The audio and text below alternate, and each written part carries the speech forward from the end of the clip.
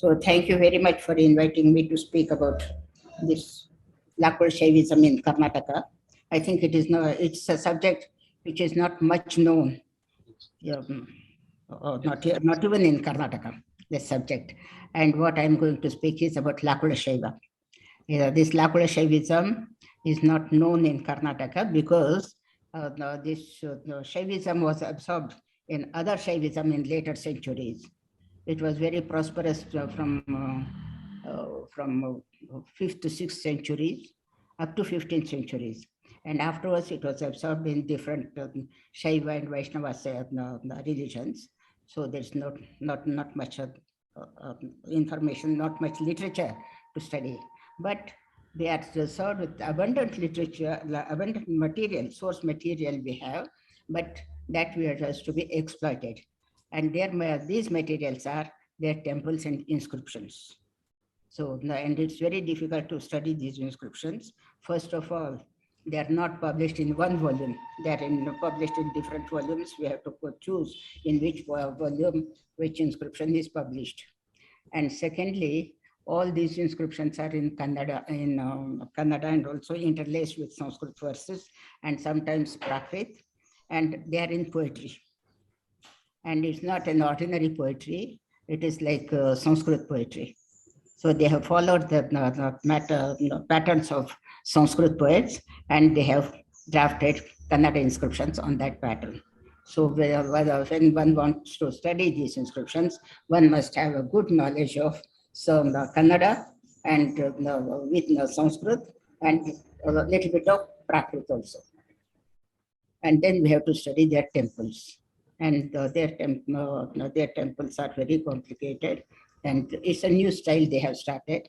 And about this style, not much was known. So we have tried our best to study a few temples. And I'm going to speak with a little bit of whatever my knowledge, whatever I know about. So this Lakulashaivism started in the second century. Second century, some say BC and some say AD, whatever the case may be. But it was very prosperous, and almost the whole of India was under the spell of this Lakulashaivism from 2nd century to 15th century. And after 15th century, there was 16th century, and afterwards there was some change there. And in Lakulashaiva, as we the words denotes, Shaiva, it is about Shaivism. And so it is Lakula means, Lakula is derived from the word Laguda, that is stick. And Shaiva is Shiva. Shiva comes on the earth to part the knowledge of Shaivism. Then he comes holding with a Laguda in his hand, the stick. And that Laguda is not an ordinary Laguda, that it is 4 Vedas. He makes 4 Vedas as a stick and comes here. That means whatever he is parting about, speaks about the Shaivism, it is based on, it is Vedic and other subjects, allied subjects of Veda. So it is Vedic, that means for this Lakulashaivism, the base is, the origin is the Vedic texts. And this Lakulisha had 4 disciples, as you all know. He had 4 disciples, and the names vary from Purana to Purana. In some they say Kauresha, etc., etc., and in the other is Bharadvaja, Apastamba, etc. So I'm not going into details about these. And of these 4 disciples, 4 sections were formed in Lakulashaivism, and the first, and of the 4, this Kapalika, the Pashupata,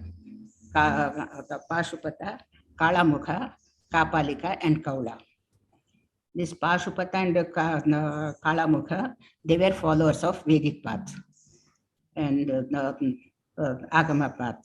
And the other 2, Kapalika and Kaula, they were followers of Tantric path, Tantric methods. That means the the Kapali, no, the Kalamukha and Pashupata, they were followers of Vedic path, and that is called Dakshina Marga, and the Kapalika and Kaula, that is called Vama Marga. And they were, Vama Marga was very popular in North India, and this Kalamukha and Pashupata, they came down to South to propage or to make known the ideas of Lakulashaivism. And when they came to South India, they went to different parts of India, different parts of South. And I'm going to speak only about what they did in Karnataka, because I'm from Karnataka and I have more access to Kannada inscriptions and Kannada texts. That is why. And Pashupata, they settled in some places, and Kalamukha, they settled. But both, when they came to South India, in some parts, they were going to Sri Shailam, and there they were getting trained. I don't know what it was, because in Sri Shailam we don't have any text now to trace what it was and all that. But in their inscriptions, they say Parvatavali. Avali means school. It represents a school lineage of Parvata.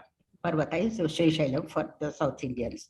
For Shiva, it's Sri Shailam, and for Vaishnavics, it is Tirupati. So they are, because it is Shivite, so they were going to this Sri Shailam, and they were coming. And they come to South India. And there also, I think there were many groups there, and they went to different parts of the regions where they settled. They molded the ideas and their attitudes towards Shiva and worship, ways of worshipping the Shiva, etc. And the Kalamukhas came here. Since the lecture is on about Kalamukha, I'm going to speak more about Kalamukha. And usually this word Kalamukha means those who are black-faced ones. They were smearing black powder on their faces. It's a wrong interpretation, because they were not smearing the powder on their faces, black powder, but they were decorating their faces. And this idea, we get it in Pampa Mahatmya. Pampa Mahatmya, it deals with this is legendary stories of the stories of the world famous site, world heritage site, Hampi. The Sanskrit name of Hampi is Pampa. Pampa is the name of the goddess. And this Pampa was a Pampasthana, this Hampi was a very strong hold of Kalamukha and Pashupata in the earlier days. It was a earlier, means 7th, 8th centuries. It was a Pashupata and Kalamukha center. And there we have this Mahatma is there, and this is a big text of 1,000 verses, which deals with different stories of different places of Hampi. And this text is divided into 3 parts. First part, and the Purva Bhaga, Madhyama Bhaga, and Uttara Bhaga. Actually, when we started studying this Pampa Mahatmya, Purva Bhaga is the latest one. It may be 14th, 15th centuries. And the Madhyama Bhaga, it was done in the between 8th and 12th centuries. And Uttara Bhaga is the earliest one. Before, maybe before 10 to 8 centuries. It's the reverse. It's reverse. Pardon? It's reverse. Uttara. I mean, it's reverse. Yes. It was going in the reverse side. And somebody had put them in one volume, but without knowing that the Purva Bhaga is the latest. And they must have given the names when they have put it in one text. But when we start studying, and we are studying that one for the IGNCA, that is why we know that Uttara Bhaga is the earliest. And in the Uttara Bhaga, we have the chapters on Pashupata, Kalamukha religions.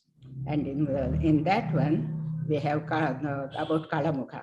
And how this Kalamukha is word is derived from, how the word is formed is that in the beginning, when the whole world was in darkness and it was covered with water and darkness, at that time there comes out one light.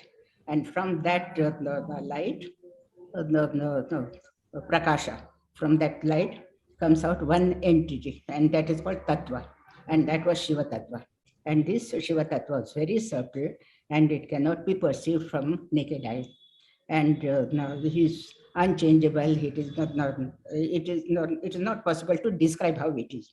So for the good of the world, with its own pleasure, from Shiva tattva emanates another tattva called Sadashiva tattva. And this Sadashiva has 5 faces. And each face is associated with one Shakti. And this Shakti, if you know, Parashakti, Adi Shakti, and Icha Shakti, Jnana Shakti, and Kriya Shakti. And these, and these Shaktis are also known by other name, and that is called Kala. The Paryaya Nama, that is other names, are called Kala. And this Parashakti is called Shantati the Kala, Adi Shakti Shanti Kala, and Icha Shakti Vidya Kala, and Jnana Shakti Pratishtha Kala, and Kriya Shakti Nivritti Kala. So these kalas. So, and for Pashupatas, for Kalamukhas, these mukhas are very important. And they were worshippers of Shakti. They were approaching, that means they were not Shakta, but they were approaching Shiva through Shakti. That is why Shakti was important for them. So the worshippers of those, Shiva is important, Shiva's 5 faces are important. So the worshippers of those faces which are associated with the Shakti, and Shaktis are known as Kala. So those faces which are associated with Kala are Kalamukha. And from Kalamukha, Kalamukha is derived. Ma'am, the Kalamukha, those and whose information we get from their opponent sects. We have heard that. Sorry? We have heard that the information about the texts and information about the Kalamukhas we usually get from their opponent sects, opponent communities. Opponent? Est-ce qu'il y avait des opposants à cette théorie? Pashupata? Oui. No, they were not opposing Pashupata. For Kalamukha and Pashupata, Lakula are important. But their way of worshipping Shiva was different. And I have prepared, I'll tell you how they were worshipping Pashupata and Kalamukha. Because for Pashupata also, there were 5 faces. And they were preparing the lotus, and they were worshipping Shiva in the different avarana. And in the first avarana, I just give you one example. In the first avarana, the Kalamukhas were worshipping 8 Shakti in the lotus petals with Manonmani in the pericarp. Whereas Pashupatas, they were worshipping the linga in the pericarp. You see, for Kalamukhas, they were worshipping Manonmani in the pericarp of the lotus, whereas Pashupatas, they were worshipping linga in the pericarp. So like this, there were differences. And both of them have divided this lotus into 5 avarana. And they have placed gods and goddesses and demigods on those lotus petals, and that changes. This difference made them to call themselves Pashupata and Kalamukha. And because they were worshipping those mukha which were associated with Kala, so they were called Kalamukha and Kalamukha. And to distinguish themselves from Pashupata, the guru of Kalamukha was telling them to decorate their faces with different, with this black ashes, black ashes. And he was there telling them to decorate their face here, and then different parts of the body. And amongst the Kalamukhas, there were again four groups. There's Mahakala, Kalavatra, Mahakala, Kalavatra, Kala, and Kevala. And they were worshipping Shiva at different times. Mahakala, he should worship the Shiva all the time. He should think of Shiva all the time, etc. Whereas this Kalavatra, he should worship Shiva 7 times, and he should smear his, he should decorate his body also with black powder, black ashes, not black powder, black ashes. And the Kala, he should worship 6 times Shiva per day, and decorate his faces in a different way, so always with the black ashes. And Kalas 4 times a day, like this. There were differences amongst the Kalamukhas again. So this is what Kalamukha religion. It became very popular, and Shiva is more important. And these Kalamukha and Pashupata, they popularized the worship of Linga. And this word for them, Linga, is derived from two verbs in Sanskrit, liyate and gamyate. The first syllables of these two verbs, li and ga, and with the anuswara in the middle, that becomes linga. What is liyate gamyate means? That which is emanated from him goes in him. That which had gone out from him goes in him. So Shiva is at the origin of all beings. In the beginning, the Kalamukhas were worshipping all the 3 gods, Brahma, Vishnu, because for them, Brahma and Vishnu, they are emanated from the body of Shiva. When Shiva stands as Ekapada Murti, that from his right side comes out Brahma, and from his left side, Vishnu. So all the 3 gods are Ansha of the Shiva. No, these 2 gods are Ansha of Shiva. And the sun and the moon, they are the eyes of Shiva. So the sun is also an Ansha of Shiva. And so these gods were worshipped in the temples. But to show that the Shiva is Ekapada Murti, and these 2 gods are here parts of his body, they were building temples with the 3 sanctums, but common Rangamandapa. As if Shiva is this translates the idea of Shiva standing as Ekapada Murti with 3 sanctums, with the 3 gods coming out of his body. So this is the idea of Kalamukha. This is the idea of Kalamukha and Pashupata. And so in Karnataka, we have many temples with Trikutachala. And always Shiva is in the center. So, and all these, these Kalamukha and Pashupata, both were very cultured people. They were very educated, highly educated, and they gave more importance to the education. So in all these their temples, there is there's an image of Jnana Saraswati.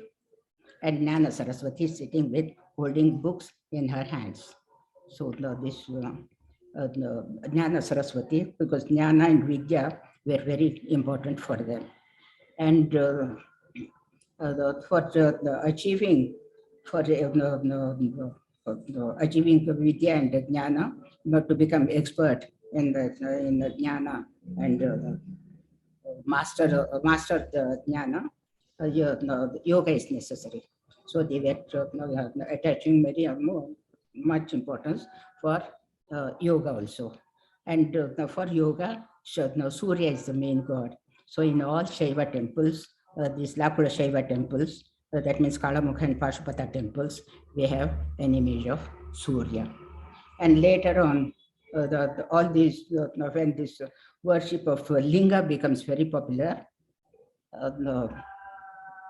very popular. All these images were replaced by linga, and the image of Surya is replaced by a dwarf pillar, and that is called Surya Kanda in all the temples, in most of the temples. But image of Saraswati, female gods are represented in their human form. But Shiva and all the male gods are represented in the form of linga.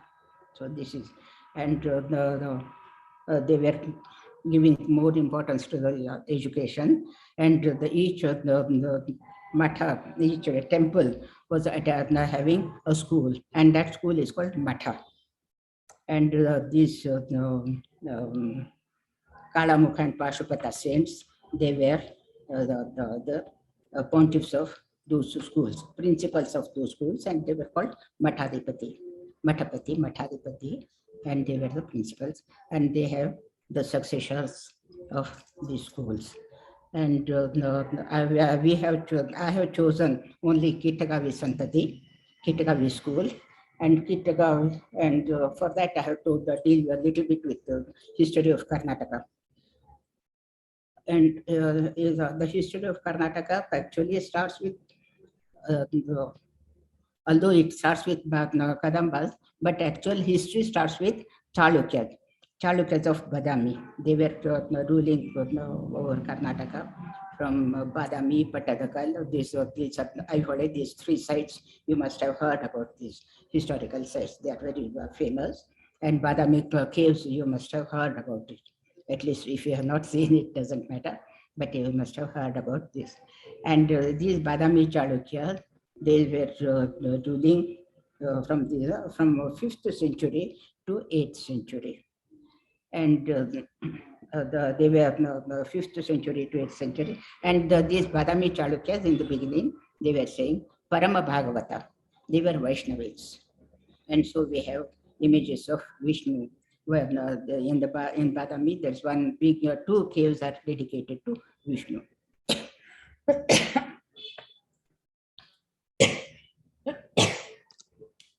Sorry.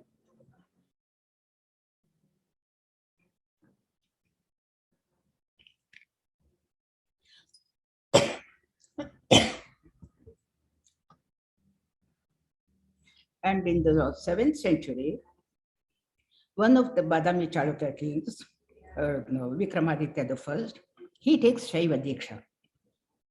And from this date onwards, Shaivism becomes their religion, and many temples to Shiva were built. And in Badami Chalukyan temples, all the sorry.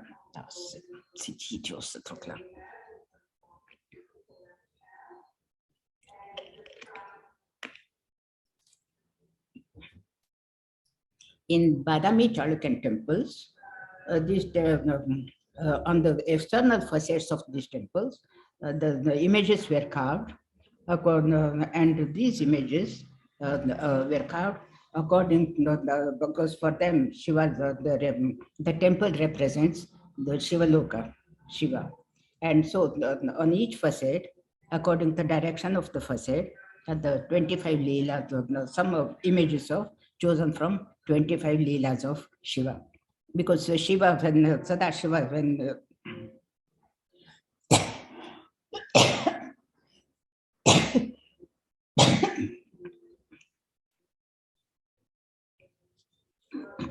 when Sadashiva, the tattva becomes little difficult for the ordinary bhakta, ordinary devotees, Sadashiva takes the form of the Maheshwara. And these the images of Maheshwara are all, most of them are Sakala Murti, the Sakala. That means you can represent them in the form of images. And each image has some story to tell you. For example, this Gajasamhar Murti and Kamadahan Murti, etc. So, Ekapad Murti, and which is Lingodbhav Murti, etc. These images are carved on the faces, on the facades of these temples. But in the 690, in the beginning of In the beginning of the 7th century, about 605, there was one queen who built one temple in Badami with 3 sanctums. And in these 3 sanctums, 3 gods were installed. Shiva in the center, Brahma and Vishnu on either sides. Well, unfortunately, the temple is empty now, but luckily, there's an inscription which mentions that 3 gods were installed in this temple. So this is the first temple which was built by a queen. And in the after Badami Chalukya's Rashtrakuta has come, and after Rashtrakuta, again, another Chalukya family comes, and this Chalukya family is called Kalyan Chalukya. They were ruling from Kalyan, that is near Gulbarga. This is another town in the south, in Karnataka. And these Kalyan Chalukyas, they ruled over Karnataka from 975 to 1185. 1189, the dynasty extinguishes. So 975 it starts, and till the time of Vikramaditya the sixth. He's a very famous king and very his rule lasted for longer time, 50 years. So he was very peasant king. And in his till he ruled over Karnataka from 1075 to 1125. So for 50 years he ruled. And till 1075, in these 3 sanctums, the images of Vishnu, Shiva, and Brahma were installed. But when Vikramaditya came to the throne, and in 1075, this Lakulashaivism, especially Kalamukha Shaivism, this Pashupata Kalamukha Shaivism, reaches the zenith of their glory. And when they reach the zenith of glory, for them Shiva is the important god. So everything this worshipping image of Shiva becomes very popular. So worshipping Shiva becomes popular, and Shiva is represented in the form of linga. So in all the temples, the custom of the habit of installing all the gods in the form of linga from Vikramaditya the sixth time. So it is from 1075 to 1075 to 1125, and it continues even till today. The gods are represented. Shiva is represented in the form of linga, and this linga is represented in the 3 parts. And first main part, what we see, what we do the puja, what we worship, is Shiva, and the middle part is Vishnu, and the lower part is Brahma, and the Pitha is Shakti. And what I wanted to say. And these Kalamukha and Pashupata, they were, as they were giving importance for the Jnana, Vidya, and they were preaching also to obtain the moksha. You should build temples and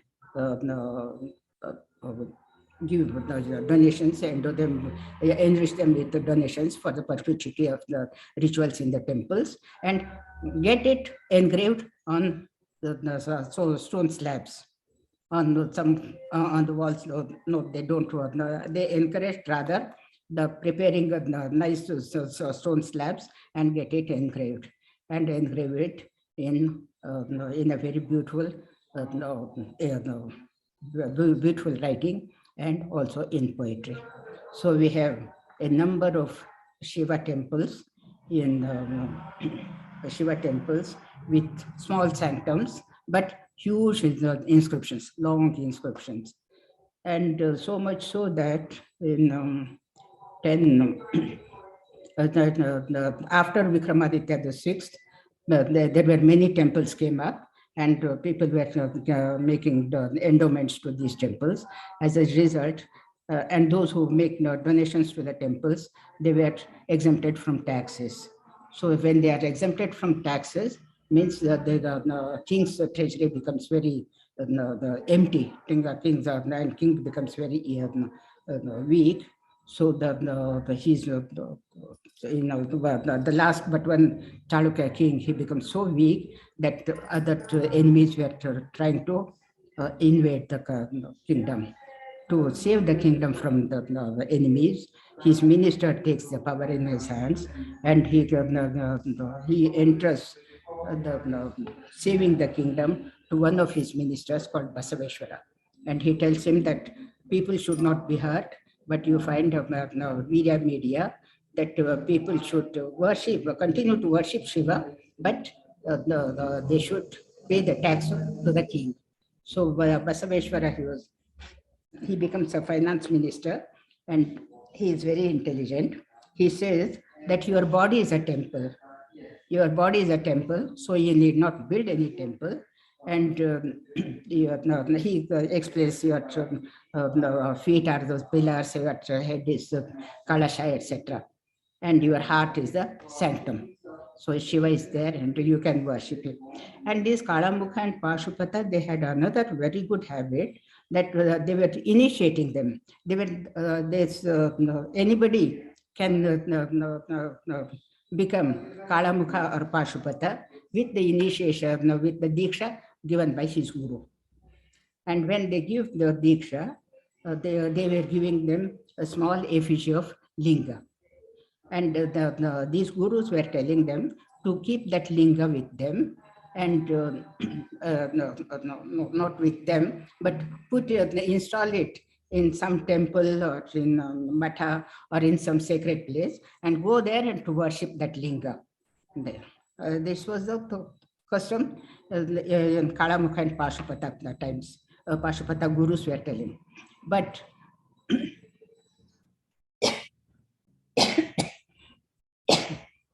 Basaveshwara, what he said, anyway, your body is a temple, and why should you install that linga? You keep that in your house and you worship that linga at any time. Upanishad said, Bhavana Shunti Shutta Latabdunvi.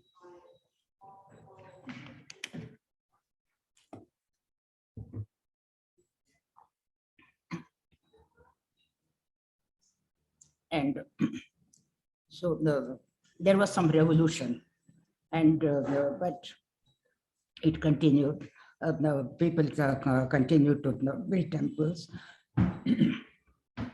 and some accepted the theory of Basaveshwara, and some were following Kalamukha and Pashupata theory. But there was a change in the building of temples, and instead of building small temples, they started enlarging the temples. If there were single sanctums, they were making them triple sanctums, and in some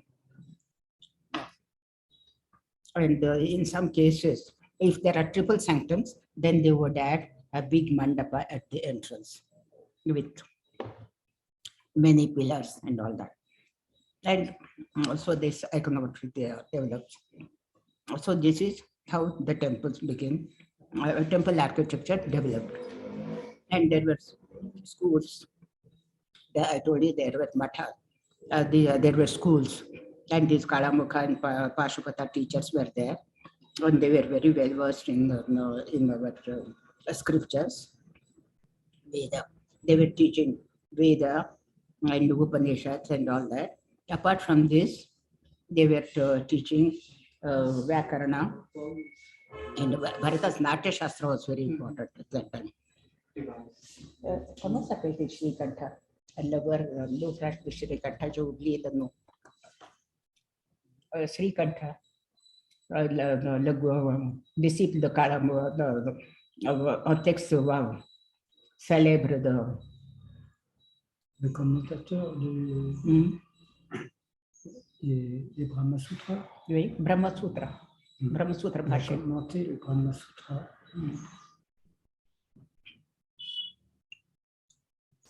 And in this how this word Kittagavi, I have to speak about the Kittagavi. Kittagavi, and this Kittagavi is word is derived from the from Kitta and Avi. There was one, the Shivalinga Pratibha, he is the founder of this school, and he was so much in this tapas, and with the heat of his tapas, all the dirts of his body were evaporated. Avi means in Kannada, it evaporates. So, Kittake Avi, Kittagavi. Now the word is derived like this Kittagavi. And he was a very strong Shiva worshipper of Shiva. And one day, one devotee comes and asks him that he was this devotee had the habit of feeding 100 devotees every day. But one day he couldn't get 100 devotees. He said, "What should I do?"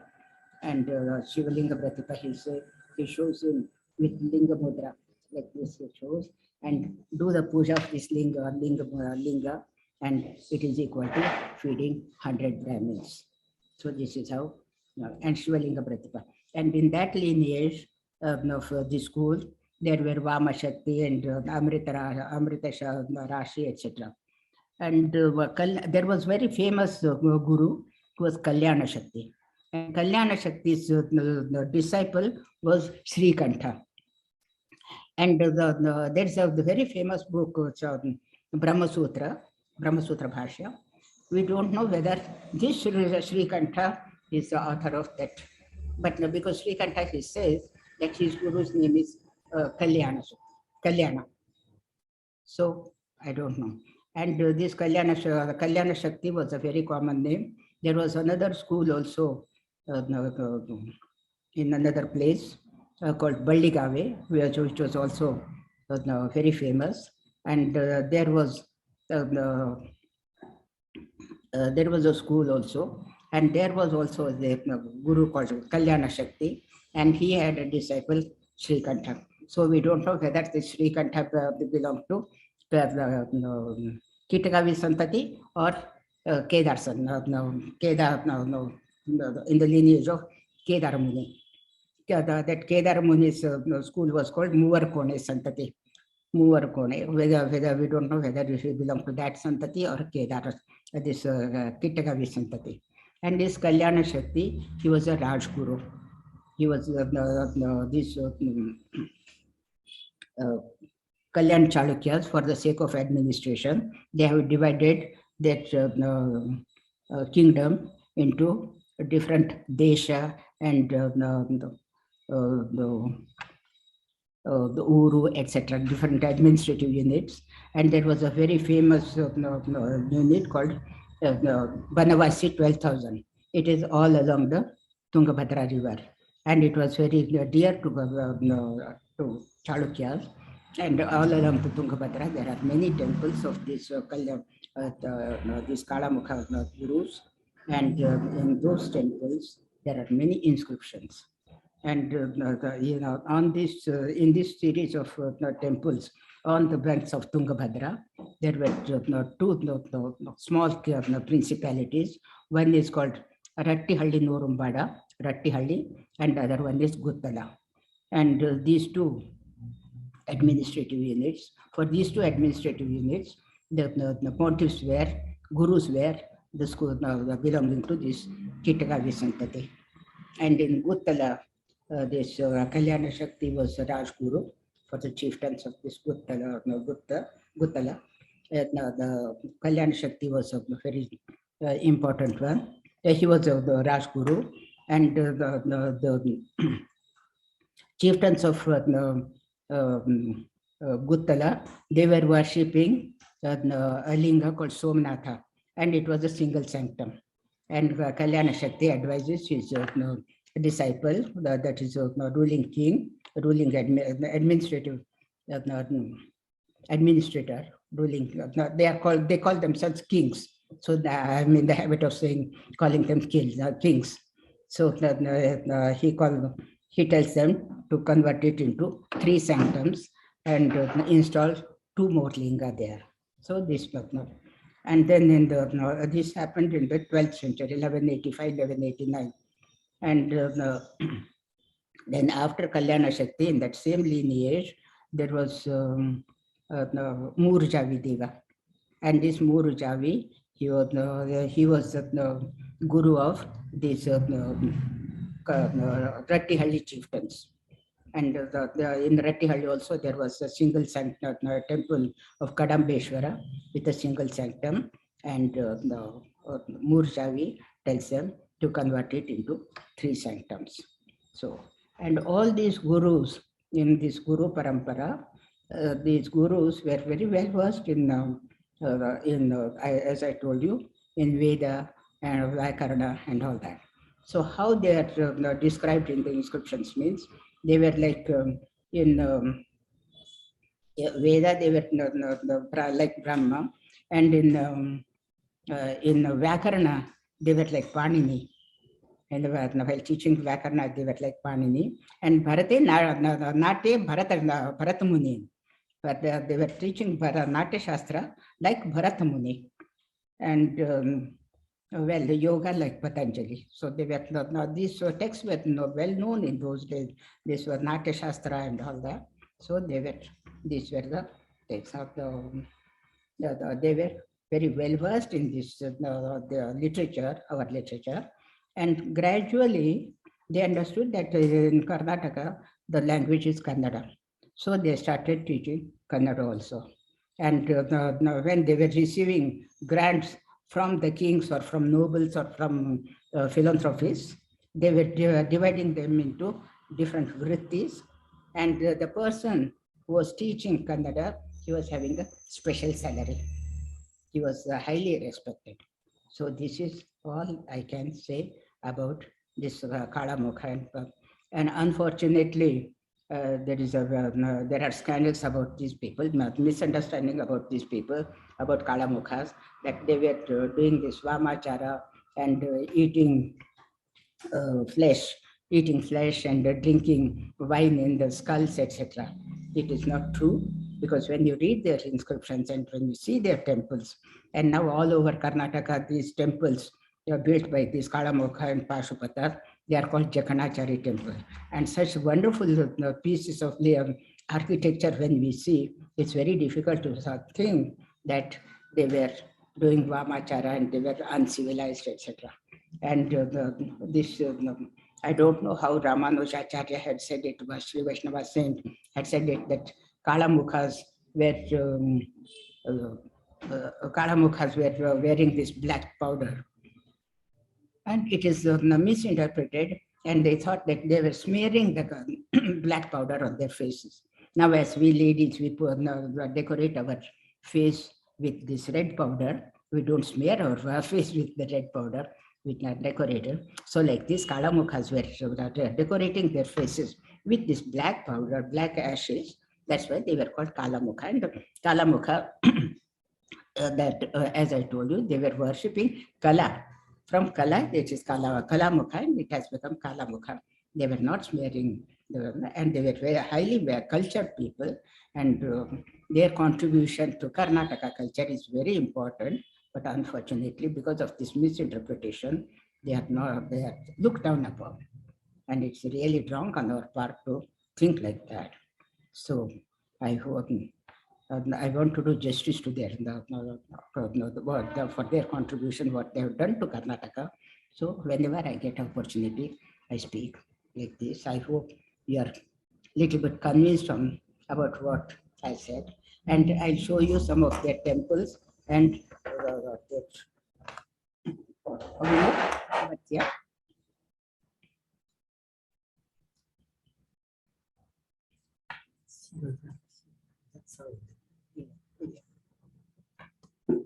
And their inscriptions are so highly poetic, and they use some of the rare words. Lamukta, ta kalpavallari. Lamukta, qu'est-ce que c'était? Lapta, ta kalpavallari. Lamukta, PTA. Jata. Jata. Okay. Shall I import it? Mhm.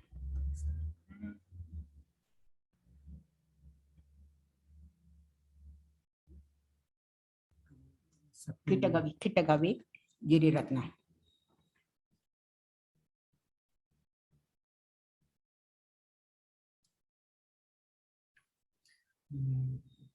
Windows D. Can we explore? It's okay. Can we go here? Okay, Uncle, how do we explore this? I go to document. Go to not documents. You go to this PC Yes, and the that documents. USB. Yes, USB. USB. Voilà. Kittagavi. No. Hungarian. I will get it. It begins with a K, right? So let's do the view and then view. Where is it? It's not moving. One second, it's still. So Kittagavi. Kitturu ide. Kittagavi.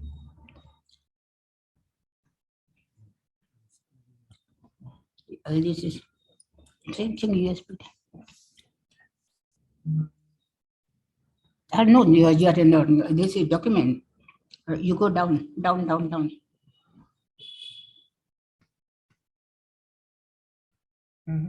This is everything. Here it is. Kittagavi, Giriratna. Okay, Yes. you can double click.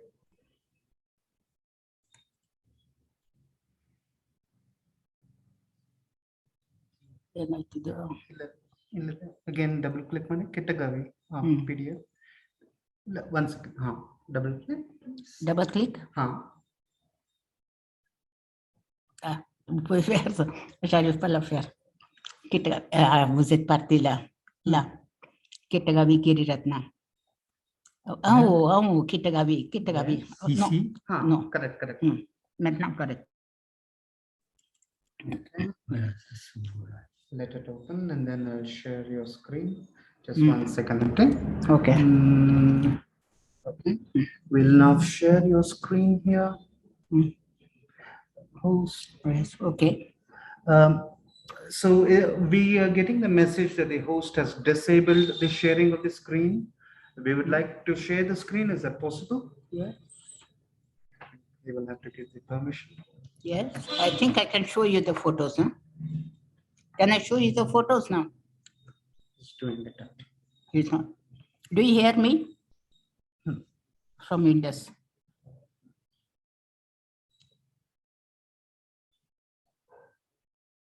Share.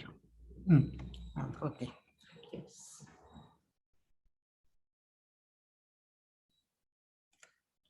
Just confirm with them if they can see the screen, please. So this is the region of Rattihalli, Haralhalli. This is on the Tungabhadra river is there, and the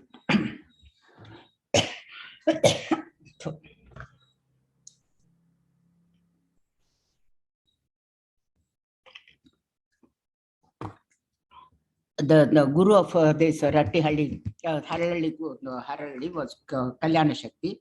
He makes them to build a temple here. And this is Rattihalli, another the chieftaincy, where these Kadambas were the rulers, and in this area, the guru advised them to build a temple. The single sanctum was there, and told them to make it triple. And these are the faces of Sadashiva, and how this each face is associated with the Shakti. Do you hear me? Okay. Hello? You hear me? Yes. Hello? Do you hear me? No. Yes. Yes? Do you hear me? Okay, okay. Yes, we can hear. Okay, okay. So these are the 5 faces of Sadashiva, and each face is associated with one Shakti. You see, Ishana is Parashakti, and the Kala is Santati Kala, and Vamadeva is associated with Adi Shakti, and Adi Shakti is Shanti Kala, Sadyojata Ichha Shakti, Vidya Kala, and Aghora is Jnana Shakti, and Pratishtha Kala, and Tatpurusha is Kriya Shakti, Nivritti Kala. Sasut. And these are the temples, how these temples were built by these under the advice of Kalamukha and Pashupata saints. And here is one temple. This is from Haralali, Someshwara temple. In the beginning, it was just only this temple. This shrine was there, and these two, right and left, they were added. This, they'll pile. ಇದನ್ನು ಸ್ವಲ್ಪ ಇದನ್ನು ಮಾಡ್ಲಿಕ್ಕೆ ಆಗ್ತದ? They are completely gone. No, they're there. You can just continue. Okay. No, because I used to see their faces. They're there in the background. Okay. Yes.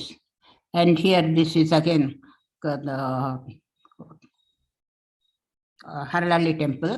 How you see these three sanctums, and each sanctum had its own tower and all that. But unfortunately, there was some, it was built in 12th century, and in the 20th century, there was some problem, and the villagers have repaired it as they felt it. And this is Kadambeshwara temple at Rattihalli, and they have, this was also triple sanctum. And as I told you, sometimes a mantapa is added, and this was added at a later time. These Kalamukha and Pashupata, they were worshippers of Udbhava Linga. That is the Shiva born by himself, but emanated from himself. That is, as I told you, these Kalamukha and Pashupata, they were giving importance to the to yoga. And in the yoga, they were going to the samadhi. And when he is in the samadhi, the guru is samadhi, the person who is in samadhi, he was not making any difference between this and that, and he was seeing everywhere Shiva. So whatever the stone they were seeing, they said it is Shiva, and they have worshipped. As a result, in Karnataka, we have many Shiva temples with Lingodhava Murti. Shiva, not Lingodhava, Swayambhu Murti, sorry, Swayambhu. And this is Kadambeshwara temple, Kadambeshwara Linga, and this is man-made Linga. When this is man-made Linga, it's it is placed in a high Pita, and this Pranala is there, etc. Whereas when it is Udbhava Murti, it is Swayambhu Murti, it is hardly little up from the floor, and later on this the Pita is created, this Pranala is created by the devotees, but it's the later. But in the beginning, it was just a cylindrical stone like this. And here in this linga, there are 3 parts. This is Shiva, and here it is Vishnu, and the lower portion is Brahma.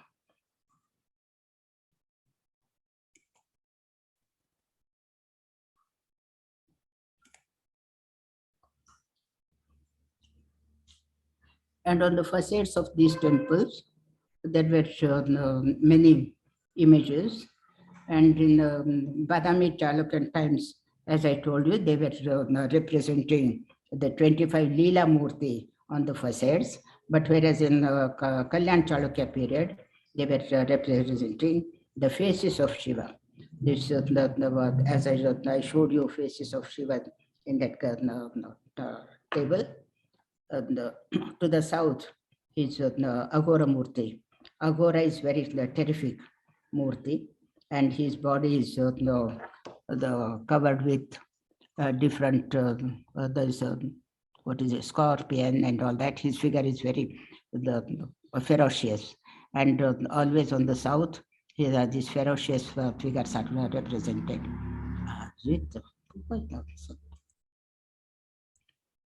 So this is from Haralhalli and this is from Rattihalli. Although they belong to the same school, their representations, and this is Haralhalli is 12th century and this is 13th century temple. So there are some differences, minor differences like this. And as I told you, the Nritya was very important in the temples. Nartana Seva was very important, one of the rituals in temples. So there were dancers, and there were not only female dancers, male dancers were also there. And there is one dancer, like so many bells in his feet. So this is one of the rare examples of a dancer in a temple. And this is usually known as Vaisala emblem. But actually, it was not a Vaisala emblem. In most of the Vaisala temples, you see this one. But actually, it starts with the Kalyan Chalukyas. And the vassals of Kalyan Chalukya, they had this emblem. They were Mragaraja Lanchana. And they were representing their temples with this one.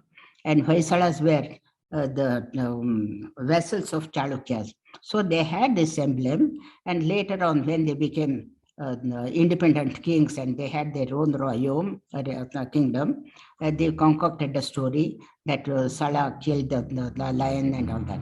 But actually, it was an emblem of Kalyan Chalukya period, and that becomes Vaisala emblem. So this is Kalyan Chalukya. Wherever we see these images, we should see what the inscriptions say, whether it was a Vaisala temple or a Chalukyan temple.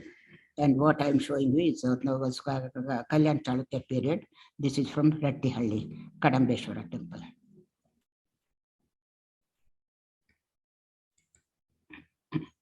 And on the lintels of the Garbhagriha of these temples, there is this idea of Shiva standing on one leg, Ekapada Murti, and from his the right side comes out Brahma, and from his left side Vishnu. So here is Shiva in the center. In all these temples, Shiva is in the center, and on his right side is Brahma, and at the other side Vishnu. And at the end of this panel, there's always the Ganesha, and there's Durga image is there. And why these images are there means this when the priest enters in the temple, he should pray to Ganesha so that there are no obstacles in his rituals and whatever he's going to do, and he will pray to Durga that all the obstacles should be killed as she had killed Mahishasura. So this idea, and same thing, this is from the Haralhalli and this is from Rattihalli, same idea. So here in Rattihalli, in Haralhalli, they have represented Lakulisha here, very small image, but here there's no Lakulisha. It is optional representing Lakulisha. But these are the three gods should be represented on the lintel. This Shiva in the center, Brahma here and Vishnu here, and Ganesha and Durga.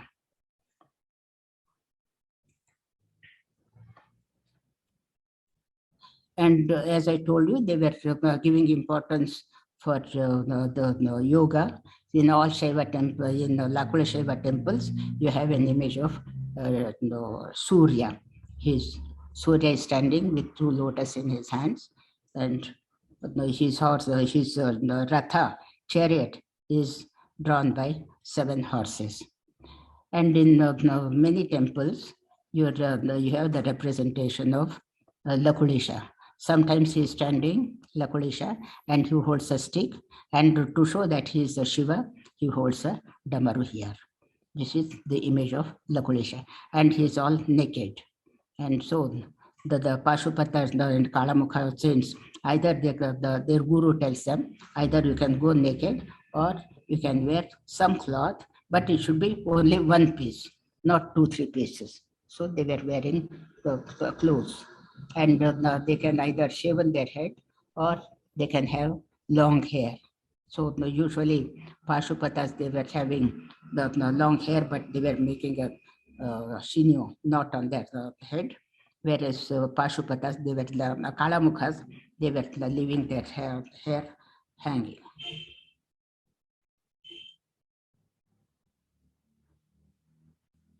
Sifini. No, Sifini. So this is so Vinod, can you come back? Come back to the yeah. So this is all we can say about Kalamukha and Kalamukha school and Kittagavi. This is only one example I have given, and there are many temples, and this is a tradition followed everywhere in all these temples. So thank you very much for giving me this opportunity to say a few words, share my ideas with you all.